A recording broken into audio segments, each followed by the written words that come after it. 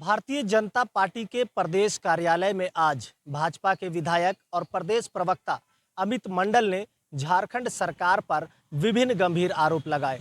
उन्होंने कहा कि झारखंड में दूसरे राज्यों से आकर लोग नियुक्तियों में सेंधमारी कर रहे हैं। इतना ही नहीं, झारखंड राज्य के युवा आज बेरोजगार हैं और दर दर भटक रहे हैं। ऐसे में अमित मंडल ने आज झारखंड सरकार पर क्या कुछ गंभीर आरोप लगाया है, आइए सुनते हैं। प्रेस की कटिंग है जो मैंने फेसबुक के माध्यम से उठाया है, जो 2019 का, और 2019 में मैं हेमंत जी का एक स्टेटमेंट पढ़ रहा था और हेमंत जी का स्टेटमेंट आया था कि 3rd 4th ग्रेड की नौकरियों में स्थानीय को हम लोग यहाँ पर नियुक्ति देंगे। ये हेमंत सोरेन जी का उस समय का कटिंग है जब वो चुनाव में जा रहे थे और चुनावी एजेंडा उन्होंने बनाया था स्थानीयता को लेकर कि हम लोग स्थानीय को प्राथमिकता देंगे और 3rd 4th ग्रेड एम्प्लॉयमेंट में स्थानीय को ही नौकरी मिलेगी। ये हेमंत सोरेन जी का ही स्टेटमेंट था जो मैं आपके समक्ष रख रहा हूँ। कालांतर में आपको भी पता है कि युवा इस बात से, सरकार की इस झूठी वादे से प्रभावित हुए और कोई ये सब सुविधा नहीं है इसमें मुझे बोलने में कि उसके बाद जेएमएम की सरकार इस मुद्दे पर बनी थी।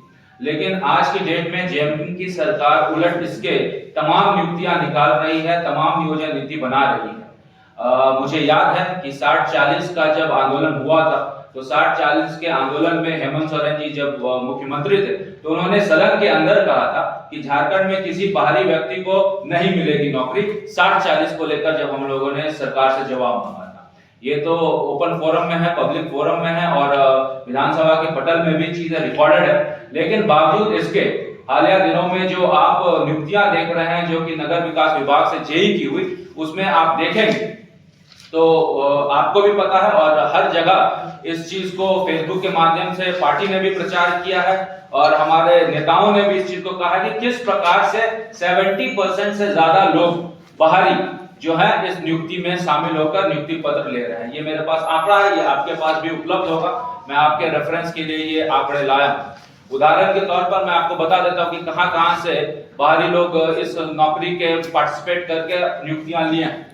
अब आप देखिए कि हमीरपुर उत्तर प्रदेश, फिर आप देखिए सीतामढ़ी बिहार, फिर देखिए सिवान बिहार, फिर देखिए आप नालंदा बिहार, फिर देखिए आप बरेच उत्तर प्रदेश, फिर देखिए बलिया उत्तर प्रदेश, फिर आप देखिए कि पूर्णिया बिहार, मतलब तमाम कोने से बंगाल, बानकुड़ा बंगाल, फिर आप देखिए बस्तर उत्तर प्रदेश, तमाम ऐसे जगह हैं जहां से लोग यहां पर आके अप्लाई कर रहे हैं और नौकरियां ले जा रहे हैं। और एक ही जगह ये सीमित नहीं है कि बिहार राज्य, उत्तर प्रदेश, बंगाल, हिमाचल प्रदेश, तमिलनाडु से लोग आके यहाँ पर नौकरी ले जा रहे हैं। और 1-2 की बात होती तो हम लोगों को समझ में आता है, 70% एंड अबव अगर सरकारी नौकरियां बाहरी ले जाएंगे तो किस प्रकार से हम सरकार की जो वादा उन्होंने किया था कि स्थानीयता को हम प्राथमिकता देंगे उस पर वो अमल कर रहे हैं। ये सोचने का विषय है। दोस्तों, हम लोगों ने 1985 का नियोजन नीति लाया, उसके आधार पर नौकरियां हुई और नौकरियां भी तबातोड़ रघुवर दास की सरकार में हुई। आपके पास भी आंकड़े हैं, 1 लाख से ज्यादा नौकरियां हम लोगों ने सरकारी नौकरी यहाँ के स्थानीय युवाओं को दिया। और इतना ही नहीं, जो उस समय विपक्ष में थे, अभी सत्ता पक्ष में है, उन्होंने इल्जाम भी लगाया कि बाहरी को नौकरी देने का काम भाजपा ने किया।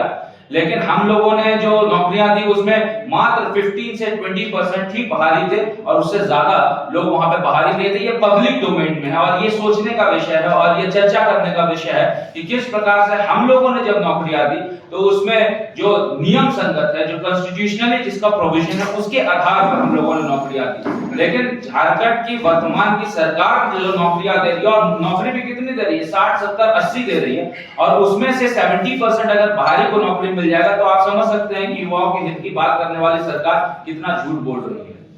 आपके पास आंकड़े भी होंगे कि ये सरकार ने अब तक कितनी नौकरियां दी। सरकार ये दावा तो कर रही है कि हमने 60,000, 70,000, 80,000 नौकरी दे दी, लेकिन दावों में कहीं कोई सच्चाई नहीं है। मेरे ख्याल से जो सरकारी आंकड़े मेरे पास उपलब्ध है उसके आधार पर जेपीएससी और जेएसएससी से सृजित जितने भी पद हैं, इस सरकार ने मात्र 3 से 4,000 के बीच में ही नौकरी दी। इससे ज्यादा ये आंकड़ा नहीं जा रहा है। और किन किन पदों पे नौकरी दी है मैं उसको भी आपके सामने रख देता हूं। ये पब्लिक डोमेन, फिर मैं बोल रहा हूं, ये पब्लिक डोमेन का विषय और उसमें चर्चा करने का ये विषय है कि सरकार ने कहा था 5 लाख सरकारी नौकरी देंगे और 4 साल सरकार का पूरा होने को है, 3,000 नौकरी मात्र सरकार दे पाई है। तो ये सोचने का विषय है।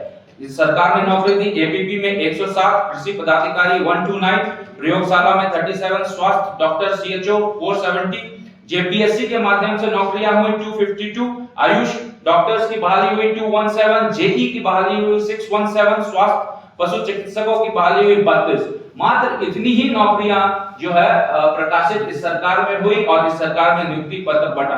शेष जितनी भी नौकरी है वो सुप्रीम कोर्ट, हाई कोर्ट, हम लोगों की सरकार की नौकरियां, इस सरकार ने इनको बस नियुक्ति पत्र देने का काम किया है। तो इसी से आप अंदाजा लगा सकते हैं कि जो सरकार 5 लाख सरकारी नौकरी के वादे के साथ आई थी और आज की डेट में सरकार 3000 नौकरी का भी आंकड़ा नहीं पूरा कर पा रही है, तो ये सरकार नौकरी देने में और खासकर युवाओं के लिए कितना सोच रही है, चिंता का विषय है। और सरकार वादे कर ले, सरकार जितना चाहे वादे कर ले, लेकिन वस्तुस्थिति यही है कि सरकार ने 3000 से ज्यादा नौकरियां जेपीएससी और जेएसएससी के माध्यम से नहीं दी। और उसमें भी जो नौकरियां मिली है उसमें भी आप देखिए कि 70% नौकरियां जो है बाहरी लोगों को मिला है, उत्तर प्रदेश, बंगाल के लोगों को मिला है, बिहार के लोगों को मिला है।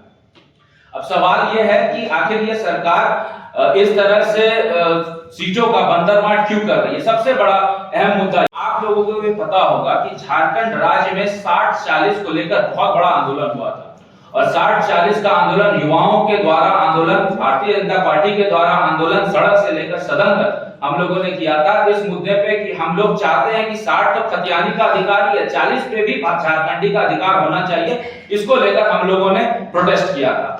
ये सरकार ने 40% सीट को ओपन टू ऑल कर दिया था और आपको भी पता है कि हर एक जिले में, हर एक प्रखंड में युवा आंदोलन किए थे और युवा के आंदोलन के बाद सरकार को झुकना पड़ा था और सरकार का झुकाव बस इतना ही तक था, बयानबाजी करके छोड़ देना। इसका यह परिणाम हुआ कि जब युवाओं ने आंदोलन किया, कईयों पे एफआईआर हुआ, कईयों पे लाठीचार्ज हुआ, कितनों को मारा गया। उसके बाद सदन में हेमंत सोरेन जी का स्टेटमेंट आया कि 60-40 एक भ्रामक करने वाली स्थिति है, इसमें कहीं कोई सच्चाई नहीं है, ये विपक्षियों द्वारा फैलाया गया प्रोपेगेंडा है, इसमें दूर दूर तक कोई सच्चाई नहीं है। नौकरियां जब होगी तो यहाँ के स्थानीय लोगों को ही मिलेगी और स्थानीय युवा को ही नौकरी मिलेगी, ऐसा हम लोगों ने प्रावधान किया है। लेकिन उस समय तो युवा का जोश था वो ठंडा हो गया, युवा का आंदोलन ठंडा हो गया। तो चलो हेमंत सोरेन जी ने अपना एश्योरेंस दिया, लेकिन जैसे ही बहाली हुई और जैसे ही नगर विकास विभाग की या जेई की बहाली हुई, सरकार के उन वादों का पोल अपने आप ही खुल जाता है। आज आप देखिए कि 70% यदि बाहरी लोग आ रहे हैं और सरकार सदन के अंदर ये कहती है कि हम लोग स्थानीय को ही नौकरी देंगे, तो दोनों में कितना विरोधाभास होता है। और ये सरकार ने सिर्फ जेपीएससी जेएसएससी को अपना कमीशन हाउस बना दिया। ये सरकार बस ये चाह रही है कि जेपीएससी और जेएसएससी के माध्यम से उनके पार्टी का पैसा आए, बाकी युवाओं के हित की बात ये सरकार नहीं कर रही। इसलिए मैं ऐसा कह रहा हूं क्योंकि हालिया दिनों में आपने देखा कि किस प्रकार से जेएसएससी के एग्जाम में धांधली हुई और सरकार बैकफुट पे थी। सरकार ये मान भी रही है धांधली हुई, लेकिन इसके बावजूद भी सरकार कोई कार्रवाई नहीं कर रही। ये अपने में दुर्भाग्यपूर्ण बात है। और ये जो रिजल्ट आया है, इस रिजल्ट के आधार पर मैं ये दावे के साथ कह सकता हूं कि सरकार ने जितनी भी नियुक्तियां ली, ये बाहरी लोगों को बेचने का काम सरकार ने किया। ये सीट की सीट, सारे के सारे सीट बेचा गया सरकार के माध्यम से, एजेंसीज के माध्यम से। और यही कारण है कि हाई स्कोर कर बाहरी लोगों ने यहाँ पर अपना नौकरी लेने का काम किया। ये जांच का विषय इसलिए भी बनता है क्योंकि सीरियल वाइज इस सरकार की भी नियुक्तियों में जेपीएससी को छोड़ दिया जाए। जेपीएससी में भी आपको याद होगा कि सीरियल वाइज जो है सबका रिजल्ट प्रकाशित होकर सब उत्तीर्ण घोषित कर दिया गया था। जेएसएससी में भी वैसा कमोबेश आया है। जो एग्जाम्स हो रही है, एग्जाम्स में भी सीरियल वाइज लोग अभ्यर्थी पास कर रहे हैं। तो इसका मतलब यह है कि ये सारा का सारा एग्जाम रिग्ड है। सरकार ने एजेंसी के माध्यम से सारे सीटों को बेचा है। ये बाहरी लोगों को सीट बेचने का काम सरकार कर रही है और इसी का ये परिणाम है कि इतनी भारी संख्या में, तादाद में बाहरी लोग यहाँ पर पास कर जा रहे हैं और नौकरी ले पा रहे हैं। अब मैं सरकार से 2-3 सवाल करना चाहता हूं कि सरकार ने आखिर कौन सी ऐसी खतियानी नीति बनाई कि बाहरियों का वर्चस्व ज्यादा हो गया। सरकार तो कह रही है कि 1932 लाएंगे, स्थानीय को प्राथमिकता देंगे, 3rd-4th ग्रेड एम्प्लॉयमेंट में रिजर्व करेंगे, लेकिन सरकार का जो कहना है और जो हो रहा है ग्राउंड में वो अलग है। तो मैं सरकार से सबसे पहले ये सवाल करना चाहूंगा कि सरकार कौन सी ऐसी स्थानीय नीति और नियोजन नीति ला रही है जिसके माध्यम से बाहरी लोगों का ही वर्चस्व सरकारी नौकरियों में बढ़ता जा रहा है। और दूसरा सबसे बड़ा सवाल है कि सरकार जेपीएससी और जेएसएससी में हो रही धांधली और सीटों के बंदरबाट को लेकर क्या कर रही है। क्या सरकार अपने मंत्रालय में या अपने पदाधिकारियों तक एसआईटी की जांच को ले जाएगी या फिर एजेंसीज को तक ही इसका दायरा को सीमित करके जांच को बंद कर दिया जाएगा। इसीलिए हम लोगों ने पिछले सत्र में भी ये मांग की थी कि इन सब चीजों की सीबीआई जांच होनी चाहिए और सीबीआई जांच इसलिए होनी चाहिए क्योंकि एजेंसी ब्लैकलिस्टेड एजेंसी सरकार यहाँ पर एग्जाम्स कंडक्ट करा रही है, चाहे वो बिन्सस हो, चाहे वो आईसीएन हो, चाहे वो सतवत इन्फोसोल हो, सारी की सारी कंपनियां ब्लैकलिस्टेड है। ब्लैकलिस्टेड कंपनियां सीटों को बेच रही है, बाहरी लोग इस सीटों को खरीद रहे हैं और उसके माध्यम से जितनी भी एग्जाम्स हो रही है उसमें बाहरी लोग हाई स्कोर कर कर अंदर आ रहे हैं। ये युवाओं के लिए सोचने का विषय है और खासकर झारखंडी युवाओं के लिए सोचने का विषय है कि आखिर ये सरकार कर क्या रही है। और सरकार की स्टेटमेंट से भी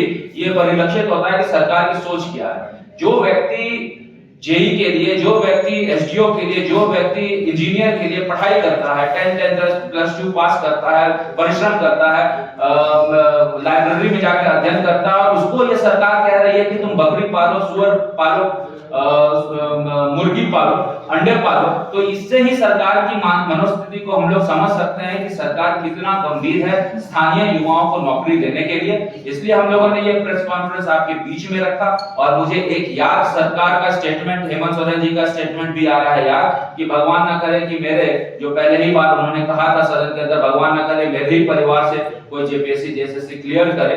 तो उसी से आप समझ सकते हैं कि सरकार डे वन से, right from day one, negative mindset के साथ काम कर रही। सरकार नहीं चाहती है कि यहाँ के युवाओं को नौकरी दे, सरकार नहीं चाहती है कि यहाँ के युवा खेती किसानी को छोड़कर सरकारी नौकरी आए, क्योंकि जैसे ही युवा ज्यादा पढ़ लिख के कमाने लग जाएंगे तो उसके बाद सरकार से सवाल करने लग जाए। सरकार नहीं चाहती है कि युवा यहाँ पे सरकार से सवाल करे। इन्हीं सब बातों को लेकर हम लोगों ने एक प्रेस कॉन्फ्रेंस रखा और पहले भी ये पहला इंस्टेंस नहीं है जब नगर विकास विभाग के द्वारा जेई की बहालियों में 70% बाहरी लोगों ने अपना वर्चस्व जमाया। आपको याद होगा कि जल संसाधन विभाग के द्वारा भी राज्य स्थापना दिवस में नियुक्ति पत्र बांटी गई थी। जल संसाधन विभाग का भी आंकड़ा मेरे पास है और उसमें भी आप देखिएगा तो मोर देन 50% बाहरी लोग उस समय भी आए थे। इसको विधानसभा के अंदर भी हम लोगों ने सरकार से सवाल पूछने का काम किया था। सरकार उस समय भी बैकफुट में थे और सरकार ने एश्योर किया था कि आने वाले दिन में बाहरी युवाओं के लिए हम कुछ ऐसा सोचेंगे, नियमावली बनाएंगे जिसके कारण उनका जो है स्थानीय युवा को प्राथमिकता मिलेगी। लेकिन सरकार ने इस 4 साल में कोई काम नहीं किया और 4 साल में कोई काम करने का, ये नहीं काम करने का ये नतीजा है कि आज की डेट में यहाँ के युवाओं का हक मारा गया। और इस हक की लड़ाई के लिए भारतीय जनता पार्टी सड़क से सदन तक तैयार है। मुझे लगा कि आपके माध्यम से युवाओं को ये मैसेज जाना चाहिए कि 60-40 का भी जो नारा था वो हम ही लोग ने दिया था सदन के अंदर, हम ही लोगों ने इस चीज को रखा था। मुझे याद है कि 1 साल पहले विधानसभा जब चल रहा था तो 60-40 का नारा हम लोगों ने रखा था और उस समय